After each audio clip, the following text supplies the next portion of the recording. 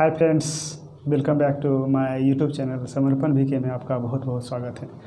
तो आज हम आपको एक विशेष तिथि के जिसको हम कारगिल दिवस कहते हैं उसके उपलक्ष्य में आपको हम कुछ अपने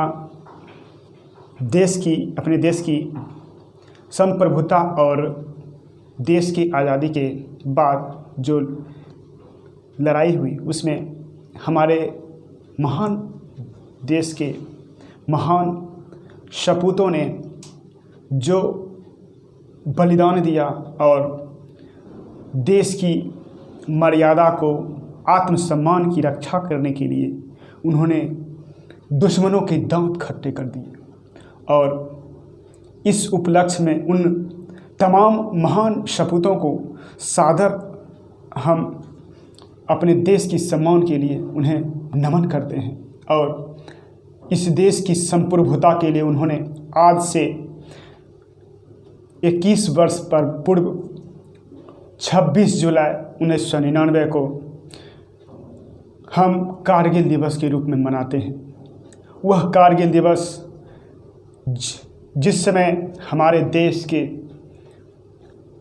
प्रधानमंत्री अटल बिहारी वाजपेयी थे, जिन्होंने अपने महान सपूतों की पूरी खुली छूट देकर यह आश्वासन दे दिए थे कि हमारा भारत किसी भी देश से कम नहीं है और हमारे भारत के सभी महान सपूतों ने तिरंगा झंडा को वहाँ पर लहराकर एक नई मिसाल कायम किए और दुश्मनों को अपनी प्रतिभा को लोगों के समक्ष प्रस्तुत किए।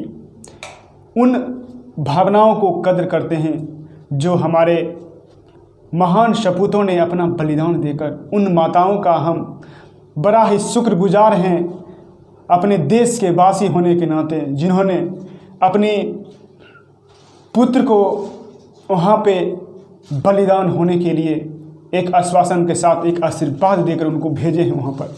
और उन तमाम सपूतों को यह कहने में हमें कोई झिझक नहीं होगी कि हम जिस देश में रहते हैं उस देश में गंगा बहती है। मतलब कहने का तात्पर्य है हमारा भारत एक संप्रभुत्व देश के होने के नाते एक नई क्रांतिकारी रूप देने के लिए हम लोगों ने एक पर्दे नहीं बेपर्दा होना पड़ता है। वर्दी में जिन महान सपूतों ने अपनी कुर्बानी देकर हमारे संप्रभुता की रक्षा की है, उन रक्षा कभी बेकार नहीं जाएगा। इसी उपलक्ष्य में यह कारगिल दिवस 26 जुलाई 1999 से मनाता जा रहा है। और उन तमाम सपूतों ने यह साहस दिखाया कि हम किसी से कम नहीं हैं और देश की रक्षा करने के लिए हमारा देश हमेशा तत्पर है और देशवासी भी हमारे इस संप्रभुता को आगे बढ़ने में कोई भी कसर नहीं छोड़ती है। तो उन सपूतों ने जो बलिदान दिया है, उन बलिदान को बेकार नहीं जाने के लिए हमें उनके लिए प्रयत्न करना चाहिए कि भारत की संप्रभुता किस प्रकार बचाए जा सके। हमारे देश में अनेक धर्म के लोग रहते हैं। धर्म में बहुत सारी विविधताएं हैं। विविधताएं होने के कारण हमारे देश में असामान्य घटनाएं जो नहीं घटनी चाहिए, बहुत सारी घटनाएं घटी है जो बहुत ही दुखद होती है। यह घटना अपने आप में एक देश के नागरिक होने के कारण अपने दिल को दहला देने वाली घटना होती है। यह घटना जो आज से हम कुछ दिन पहले देखे थे कि हमारे देश में चीन के सैनिकों ने जो गलवान घाटी में दुस्साहस किया है, वह दुस्साहस हमारे वीर जवान ने एक नई कल्पना प्रस्तुत की और उनको दिखा दिया कि हम भारत के लोग कभी किसी से डरते नहीं और अपनी संप्रभुता के लिए उन्हें छक्के छुड़ा दिए। अपनी आत्मसम्मान के लिए उन्होंने जो त्याग दिए, बलिदान दिए हैं, उनको हम सत नमन करते हैं। और कारगिल दिवस पर हम अपनी सहानुभूति को उनके समक्ष प्रकट करते हैं और इस अवसर पर अपनी इस संप्रभुता को कायम रखने के लिए, देश के नागरिक होने के लिए, अपने देश के लिए कुर्बान होने के लिए संकल्प लेते हैं कि हमारा देश किसी से झुके नहीं, टूटे नहीं, हम आगे बढ़ते रहें।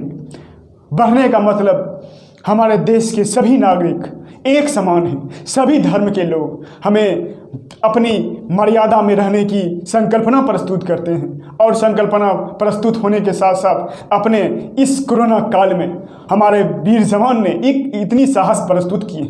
उसी रूप में हमारे सैनिक, हमारे देश के रक्षक, स्वास्थ्य कर्मचारी, जिन्होंने इस कोरोना काल में हमारे देश के प्रत्येक नागरिक के लिए एक रात दिन एक कर दिए हैं। रात दिन एक करने का उनका मुख्य उद्देश्य कि हमारा भारत सुरक्षित रहे। इस आर्थिक गतिविधि को भी बनाए रखने के लिए उन्होंने अपने देश की मर्यादा के लिए अपनी प्राण तक निछावर कई लगभग हमारे देश में 100 डॉक्टर की जानें जा चुकी है।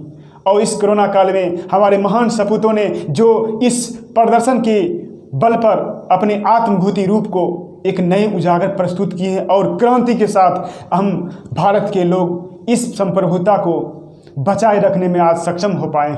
इस कारगिल दिवस का मुख्य उद्देश्य टीवी पर आना नहीं था। मुख्य उद्देश्य हमारे देश के प्रत्येक नौजवान, प्रत्येक नागरिक, प्रत्येक निश्चित तबके के व्यक्ति को आत्मसम्मान के साथ उन्हें अपने आप को संगठित करने के साथ देश के प्रति आदर्श, सम्मान और भाव प्रकट करने का है। भाव प्रकट करने का मुख्य उद्देश्य लोगों को एक नई प्रेरणा देना है, लोगों को नई सोच को उजागर करना है।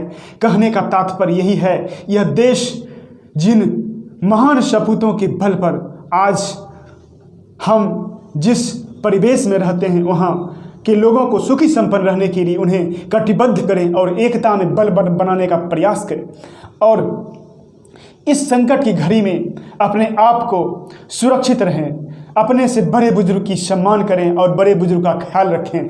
तो कारगिल का जो युद्ध हुआ था, उस युद्ध में हमारे प्रधानमंत्री, जिन्होंने पाकिस्तान में जाकर भी वहाँ के जो वजीर आजम हैं उन्होंने अपने देश की मर्यादा, एकता, अखंडता और संप्रभुता के बारे में बहुत सारी जानकारी प्रस्तुत किए थे कि हमारा जो भारत है यहाँ पर किसी भी धर्म के प्रति कोई विक्षेप नहीं।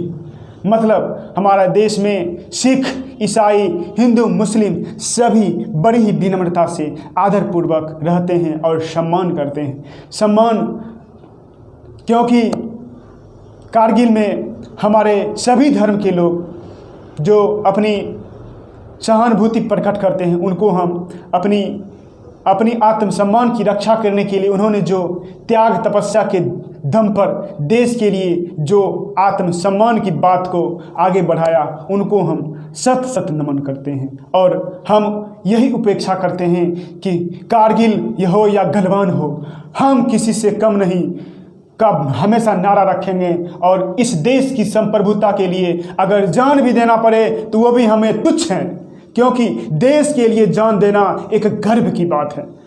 हम भारत के लोग हैं, इसका मतलब कि भारत हमारी आत्मा है, हमारा जड़ है, हमारा ज़मीर है।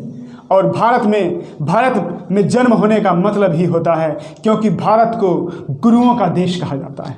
गुरु को ऐसे ही नहीं कहा, जहाँ चाणक्य, गौतम, महात्मा और सुभाष चंद्र बोस, भगत सिंह जैसे व्यक्ति ने अपनी जान देकर अपने देश की संप्रभुता के लिए हमारी एकता को बनाए रखने में कभी भी कसर नहीं छोड़ी। और कसर छोड़ने का मतलब ही क्या था? हमारे देश में हमारे देश के पूर्व प्रधानमंत्री श्रीमती इंदिरा गांधी ने भी पाकिस्तान को छक्के छुड़ा दिए थे 1971 की लड़ाई में। उन्होंने पाकिस्तान को 2 टुकड़े कर दिए। उन्होंने अपनी देश की आज़ादी के लिए, अपने देश की संप्रभुता करने के लिए पाकिस्तान को टुकड़े के साथ साथ चीन की भी बहुत सबक सिखाए थे। उन्होंने देश की संप्रभुता की रक्षा करने के लिए हमेशा सैनिकों को आगे आने के लिए कटिबद्ध रहते थे। भारत के नागरिक को आत्मसम्मान रक्षा करने के लिए कटिबद्ध के साथ साथ उनकी रक्षा हमारे देश की शांति समृद्धि में खलल ना पड़े, इसके लिए चीन और पाकिस्तान को हमेशा चेतावनी देते हैं कि हम जिस देश में रहते हैं उन्हें कभी भी आंच नहीं आना चाहिए। और तुच्छ राजनेताओं ने जो हमारे भारत की संप्रभुता के आंच उठाने की जो कोशिश करते हैं, तुच्छ राजनेता जिन्होंने अपनी धार्मिक प्रवृत्ति से यहाँ की संप्रभुता में आग लगाने का प्रयास करते हैं, उनको हम चेतावनी देना चाहते हैं कि हमारा संप्रभुता किसी भी कीमत पर कभी भी कम नहीं होगी और हमारा देश एक आदर्श, सुलभ और सुंदर बना ही रहेगा, कितना भी प्रयास कर ले कोई भी देश, क्योंकि आज हमारा देश एक नए दिशा की ओर बढ़ रहा है, जिसमें प्रत्येक नागरिक का उतना ही योगदान है जितना योगदान एक बड़े आदमी का होता है। बड़े आदमी कोई भी हो, जो भी हो, क्योंकि छोटे आदमी से ही के बिना बड़े आदमी का अस्तित्व नहीं रह सकता। बड़े आदमी को किसी भी कीमत पर छोटा आदमी हमेशा जरूरत पड़ता है, क्योंकि हर छोटे में बड़े आदमी की झलक दिखती है। बड़े सम्मान की बात कहते हैं कि देश की सुरक्षा, समृद्धि और सम्मान में हम एक नई रूपरेखा को प्रस्तुत करें। तो इसी के साथ तमेव माता स्वपिता तमेव, तमेव बंधु च सखा तमेव विद्या धर्मिणम तमेव सर्वम मम देव देवा। और हम वंदे मातरम, तमेव माता चौपिता तमेव कहते के साथ साथ अपने देश की भारत माता की जनगान कहते हैं। इनकलाब जिंदाबाद, भारत की माता की जय। इसी के साथ हम अपनी इस संप्रभुता की रक्षा करने के लिए वंदे मातरम, सुजलम सुफलम मलयज शीतलम सस्य श्यामला माल मातरम, वंदे मातरम, वंदे मातरम। हम अपनी इस लड़ाई को कभी पीछे नहीं हटने देंगे। अपने देश की संप्रभुता को आग लगाने में हमेशा जो दुश्मन हमें उकसाते हैं, हमारे देश की संप्रभुता के साथ खेलने का प्रयास करते हैं, वह कभी भी कामयाब नहीं हो पाएंगे। कामयाब क्यों होंगे?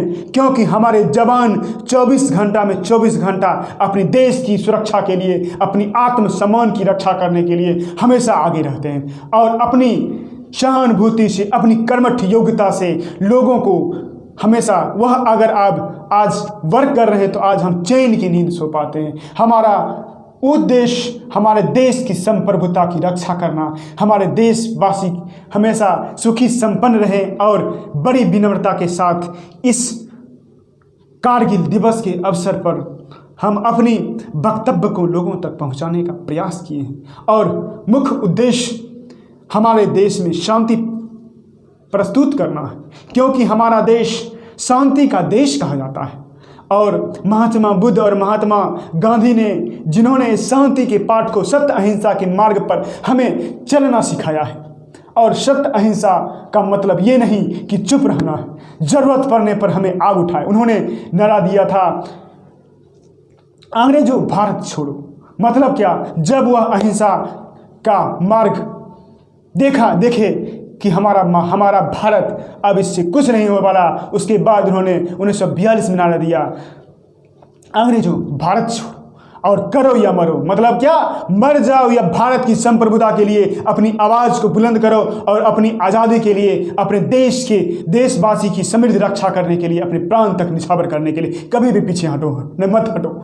और इसी रूप में सुभाष चंद्र बोस ने हमारे देश में नारा दिए थे, तुम खून दो और हम आज़ादी देंगे। कहने का तात्पर्य यही है कि तुम खून दो, मतलब क्या? अपनी जान के बाजी लगाकर अपने देश की संप्रभुता की रक्षा करने के लिए, अपनी आज़ादी के लिए हमें कटिबद्ध होना पड़ेगा। एकता में बल है, इसीलिए कहा जाता था कि इसी कारगिल दिवस के उस अवसर पर हम अपनी वाणी को विराम देना चाहते हैं और इसी के साथ साथ समत नमन करना चाहते हैं, जिन्होंने, इन महान सपूतों ने इस बलिदान को आगे प्रस्तुत करने के लिए उन्होंने अपने प्राण तक न्यौछावर कर लिए हैं। और इस कारगिल दिवस पर उनका सत्य नमन करते हैं। बहुत बहुत धन्यवाद।